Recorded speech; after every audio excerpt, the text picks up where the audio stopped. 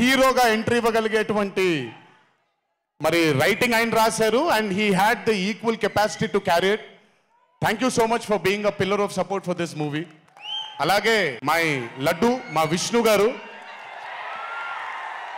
I think I'm sorry ఎవరు ఏమనుకోవద్దు మీ ముగ్గురు, బట్ ఐ థింక్ ఈ cinema if it was not Vishnu గారు ఈ రోజు ఇంత పెద్ద హిట్ అయ్యేది కాదేమో. నన్ను మామూలుగా చాలా మంది అడుగుతారు రాముడుగా చేయడం ఈజీయా లేకపోతే రావణాసురుడిగా చేయడం కష్టమా అని. రాముడుగా చేయడమే మనకి చాలా కష్టమైన పని. ఎందుకంటే ఇన్నోసెన్స్ అనేది మనం చాలా ఎక్స్పోజర్ వచ్చేసిన తర్వాత ఇన్నోసెంట్గా బిహేవ్ చేయడం మనం మర్చిపోయాం లైఫ్లో.